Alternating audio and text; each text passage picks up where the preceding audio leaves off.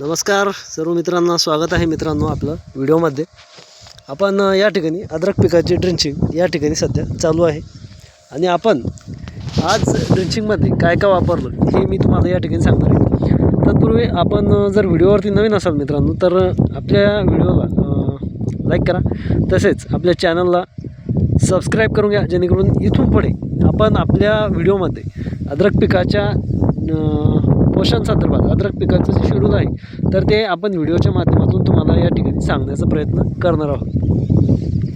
आता तुम्हाला अद्रक दिसत आहे तर ती जून महिन्याच्या 15 तारखेची लागवड आपल्याला या ठिकाणी आपण केलेली आहे आणि तुम्ही या ठिकाणी पाहू शकता सर्वच ठिकाणी आता अद्रक उगत आलेली आहे आणि अजून तिच्या फुटव्यांची संख्या यावरती आपल्याला काम करायचं आहे।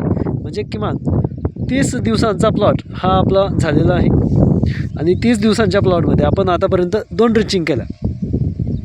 एक होती ऑर्गॅनिक कार्बन जे आपण आणि ऑर्गॅनिक कार्बन हे आपल्या पिकासाठी आपण सर्वात अगोदर दिलं होतं। त्यानंतर आपण नंबर 2ला ट्रायकोडर्मा, विरिडी आणि सुडोमोनास च्या बॅक्टेरिया म्हणजे त्यांची ड्रिंचिंग ही आपल्या अद्रक पिकासाठी आपण या ठिकाणी केली होती। आता तिसरी जी ड्रिंचिंग करतो आहे आपण तर ती तुम्हाला या ठिकाणी मी दाखवण्याचा प्रयत्न करणार आहे की आपल्या जे फुटवे आहे, आता जे अद्रकचे कोंब उगलेले आहे तर या कोंबाची पांढऱ्या मुळ्यांची संख्या वाढावी यासाठी आपण 2 घटक या ठिकाणी प्रामुख्याने वापरत आहोत। तर त्यामध्ये मायक्रोरायझा 1 एकरसाठी 200 ग्रॅम आपण या ठिकाणी वापरणार आहोत। सोबत शिरो आपण याचा देखील उल्लेख या ठिकाणी करतो। मॅपल कंपनीचं हे शिरो प्रोडक्ट आहे, याचा वापर आपण 1 एकरी 2 लिटर याप्रमाणे याचा वापर करणार आहोत।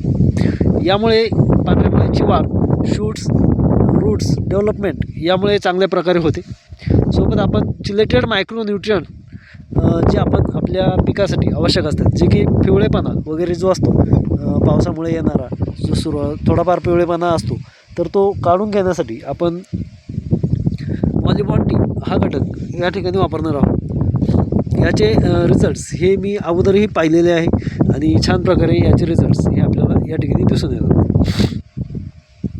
आता हे चिलेटेड मायक्रोन्यूट्रियन असल्यामुळे यामध्ये काय काय घटक आहे तर या ठिकाणी आपण तुम्हाला दाखवण्याचा प्रयत्न करणार आहोत।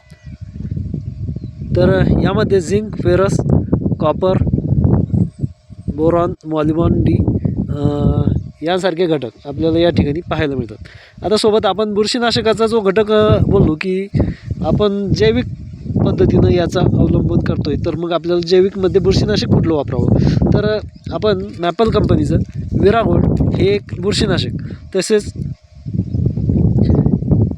ऑर्गॅनिक ग्रोथ प्रोमोटर याचा वापर या ठिकाणी करणार आहोत, जे की पूर्ण डिसीज जसं की डाग वगैरे पडणे यासारख्या घटकांचा विरोध या ठिकाणी होतो। तसेच बॅक्टेरियल डिसीज यामुळे बऱ्याच प्रमाणात कव्हर होतात। आपण मॅपलचे प्रोडक्ट हे सहसा इको फ्रेंडली असल्यामुळे आपण जास्तीत जास्त त्याचा वापर करत असतो। आता हे जे आपण ड्रिंचिंग करतो आहे मित्रांनो तर यामध्ये EM1 द्रावणचा वापर आपण या ठिकाणी प्रामुख्यानं यासाठी करतो आणि EM1 द्रावण कसं बनवतात तर याचा व्हिडिओ देखील मी आपल्या व्हिडिओमध्ये अगोदर दाखवलेला आहे। तर मित्रांनो, माहिती कशी वाटली? जर आवडली असल्यास लाईक, शेअर व सबस्क्राईब करायला विसरू नका। धन्यवाद।